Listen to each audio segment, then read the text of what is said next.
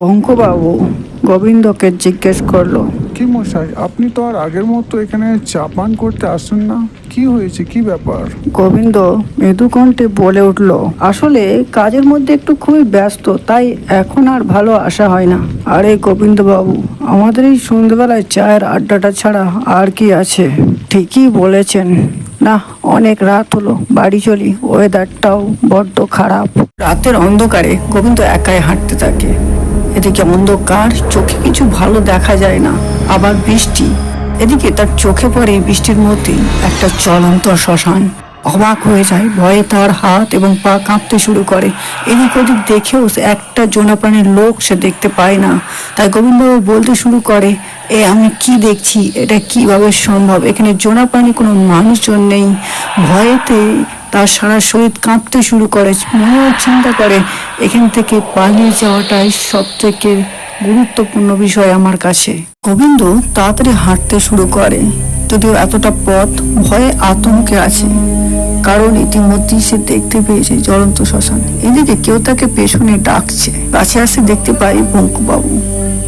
আরে গোবিন্দবাবু, আমাকে একটু ওদিকের পথটা পার করে দিতে হবে। আসলে এইমাত্র খবর পেলাম আমার মাসিমা খুবই অসুস্থ। সে কি, হঠাৎ করে আপনার মাসিমা অসুস্থ? আচ্ছা ঠিক আছে, কোনো ব্যাপার না। আচ্ছা চলুন তাহলে তাড়াতাড়ি। দেরি করা ঠিক হবে না, কারণ আমার মাসিমার খুবই শরীর খারাপ, অসুস্থ রয়েছে। আপনি একটু এগিয়ে দিলে খুবই ভালো হয়। চলুন তাড়াতাড়ি যাওয়া যাক, নয়তো আবার কোনো বিপদ আসতে পারে। অন্ধকারের রাত। এদিকে গোবিন্দ বঙ্কুবাবুকে জিজ্ঞেস করলো, আচ্ছা আপনার মাসির বাড়ি আর কতটা যেতে হবে? মানে বলতে চাইছি যে আর কত দূর। কিন্তু পঙ্কুবাবু কোনো উত্তর দিলেন না। এদিকে গোবিন্দ আবার জিজ্ঞেস করে থাকে, আরে গোবিন্দবাবু, কি ব্যাপার? আমি কথা বলছি, আপনি কোনো কথা বলছেন না, উত্তর দিচ্ছেন না। কি হয়েছে, কি ব্যাপার বলুন তো? আপনার মাসির বাড়ি কতটা দূরে? আর আরে এ কি সর্বনাশ, এ কি দেখছি? আরে বাবু, আপনার কি হয়েছে? এ কি, আমি তো কথাও বলতে পারছি না। কি সর্বনাশ, আপনার কি হয়েছে? গোবিন্দ, আর কাছেই চলে এসেছি, আর বেশি দূর নয়, আর সামান্য একটু রাস্তা গেলেই পৌঁছে যাব। আরে কোথায় চলে যাচ্ছ তুমি? কোথায় যাচ্ছ? এদিকে গোবিন্দবাবু উদ্দেশ্যরে দৌড়াতে থাকে এবং পঙ্কুও বলতে থাকে, আরে কোথায় যাচ্ছ? আমার সাহায্যের দরকার। গোবিন্দ, তুমি আমাকে সাহায্য করো।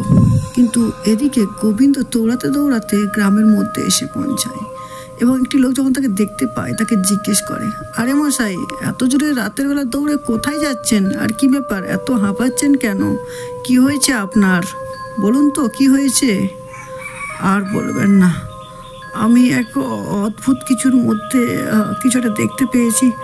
আর সেটা হচ্ছে যে ওই বঙ্কুবাবু, জানি না কেন তাকে আমি দেখছি, কি অদ্ভুত একটা তার গায়ের রং, মুখের যে প্রভাব, কি হয়েছে আমি কিছুই বুঝতে পারছি না।